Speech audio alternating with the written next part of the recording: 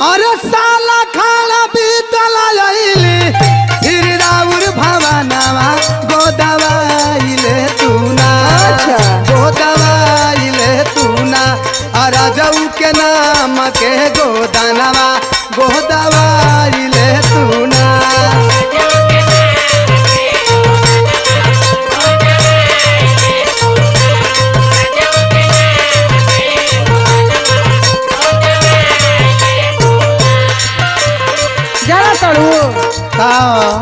पर तू आल अलुआ एक और आई रहल है। हाँ आ देखा तो मैं राजा जी के नमवा गोद दिले बाप तो से कहाँ गोदवाई ई बतावा।